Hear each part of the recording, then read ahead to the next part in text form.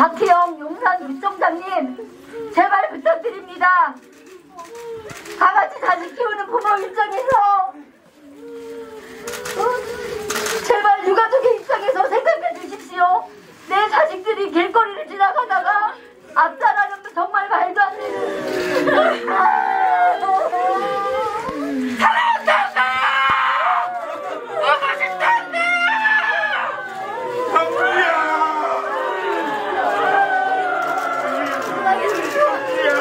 나한테 잔지 마봐!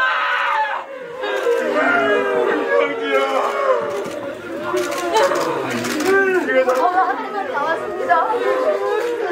저희 딸은 집에 당진이었지만 동네에서 생활을 많이 했었습니다.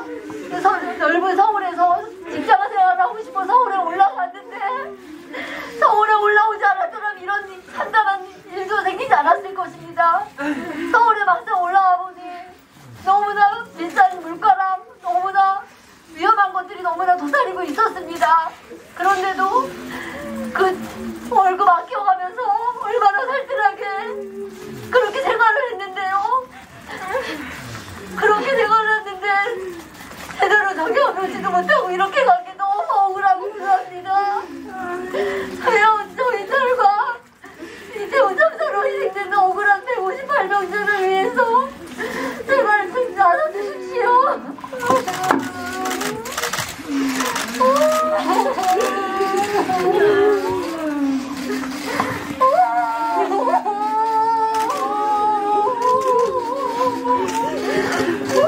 저는 서영주 아빠입니다. 전북 김제에서 살고 있죠. 29일 날 밤 그렇게 그 아들 딸들이 살려달라고 그렇게 전화를 하고 했는데도 하나같이 약속이라도 한 그 왜 대응을 안 하셨는지 정말 여기에 저는 도청이 터집니다. 아, 경찰 몇 명만 보내줘서도 그 많은 사람들이 다 살 수 있었을 것을 왜 그날 밤은 다 모른 척하고 왜 다 이렇게 무능했습니까? 어떡합니다. 분합니다. 억울하다. 분하다. 저희 아이도 서울에 온 지 한 1년 6개월, 3개월 그쯤 된 아이입니다.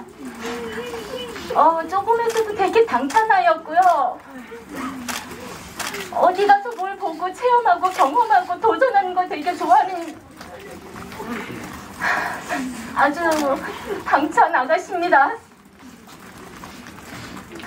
우리 지안이 어머니께서는 점잖게 부작위 이해한 살인이라고 하셨습니다.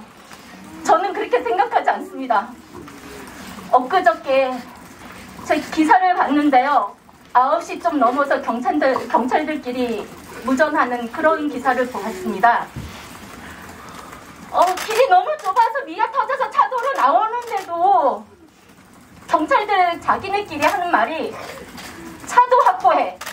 차도 확보해. 사람 위로 올려. 그건 분명히 학살입니다. 맞습니다.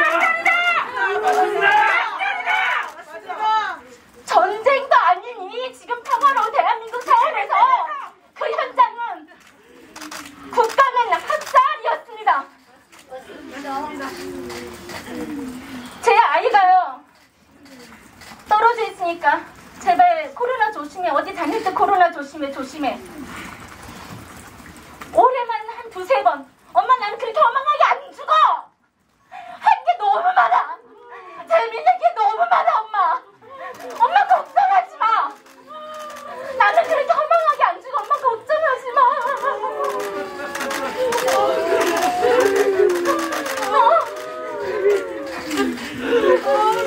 윤석열 당신 대통령님, 당신은 자식이 없어서 이렇게 외면하셨습니까?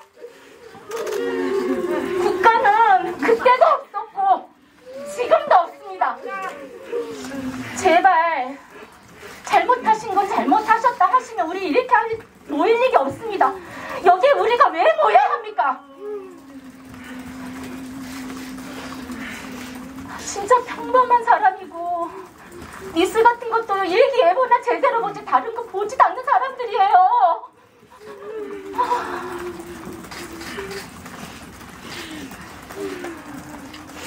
꼭 진상 규명 있으면 해주시고 책임자 처벌해주시고 제대로 된 처벌해주세요. 여기 기자님들 제발 우리 잊지 않게 이게 될 때까지 제발 좀 관심 좀 가져주세요. 지금은 희생자 가족분들이 모였지만 생존하신 분들 많이 힘드실 거라 생각합니다.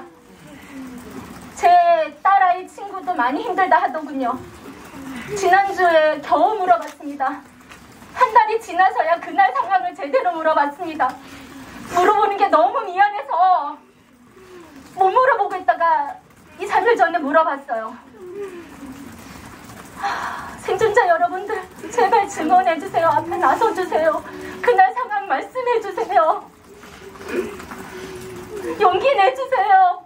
유가족들은 세월호와 같은 길을 가면 안 된다고 이야기를 했더군요. 세월호와 가는 길이 대체 어떤 길입니까? 어떤 길인데 그 길로 가면 안 된다는 겁니까? 저희는 모르겠습니다. 그 길이 어떤 길인지. 세월호 유가족들이 반정부 세력입니까? 저희가 반정부 세력입니까?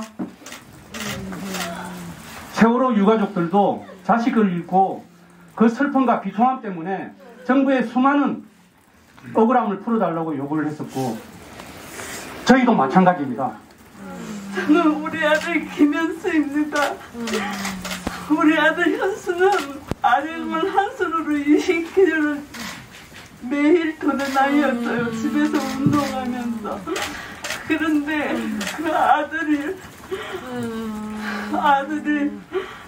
3시간 전에 현관 앞에서 3번씩 다녀오겠다고 엄마한테 인사했는데 운전 조심하라고 3번씩이나 대답했어요. 그리고 우리 아들은 사랑하는 여자친구가 있었어요. 이태원에 놀러 간다고 그러고 갔는데 우리 아들이랑 여자친구는 저희가 나란히 봉안당에다 부부단에 모시고 돌아온 이후로 저는 그 봉안당에 한 번도 가지 못했습니다. 분명히 엄마인데도 아빠인데도 누나가 있는데 동생이 시신을 확인하러 오라고 양주까지.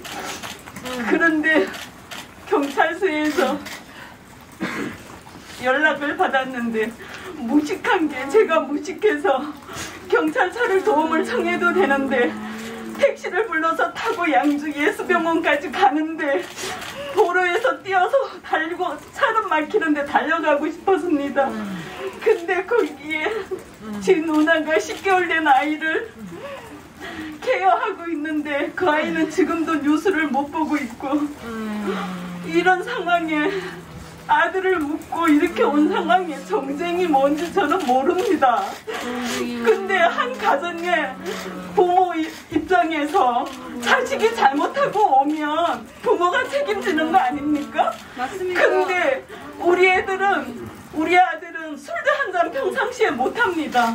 아버지 차를 가지고 그 이태원 어느 부분에 무슨 삼거리에 버스로 2정거장 되는 주차장에다가 아빠 차를 대놓고 갔습니다. 그 시간이 9시 26분입니다.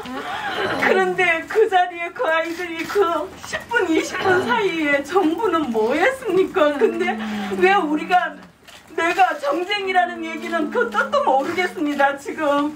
근데 무슨 정쟁입니까? 근데 잘못한 건 잘못한 거 아닙니까? 근데 잘못했다고 사죄하는 게 뭐가 어렵습니까? 네? 아니 그리고 저는 아직도 아들이 어디에서 어떻게 죽어서 예수병원을 어떻게 갔는지 저는 찾아내지도 못했고 그건 누구도 경찰서나 어디나 알아보지도 못했어요. 왠지 아세요? 그거 왠지 아시겠어요? 여기 부모가 된 입장에 있는 분들은 왜 제가 알아야 합니까? 아들 죽었다고 신원확인 하러 오라고 그랬는데 신원확인 하러 갔고 이런 거 시키는 대로 다 했는데 어디서 어떻게 죽었는지 그것쯤은 알려주실 수 있는 거 아닙니까?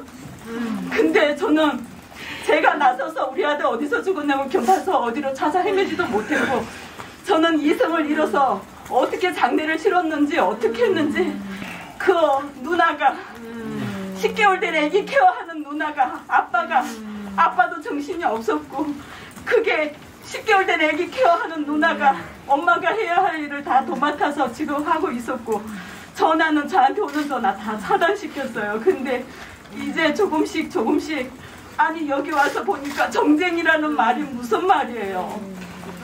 사과하십시오. 왜 못하십니까? 왜 그 자리에 어울리지 않는 사람들이 왜 그 자리에 앉아서 왜 자리 지키고 앉아 국민들 세금으로 자리 지키고 앉아서 왜 월급 받고 다 하는데요? 그 자리에 있으면 그 자리에서 책임을 져야 되는 거 아닙니까? 엄마가 되면 엄마 책임을 져야 하고 아버지가 되시면 아버지 책임을 져야 하는 거잖아요. 일국의 대통령이 책임져야 하는 거 아닙니까? 왜 사과해야 하는 거 아니냐고요? 좀 도와주십시오. 도와주세요.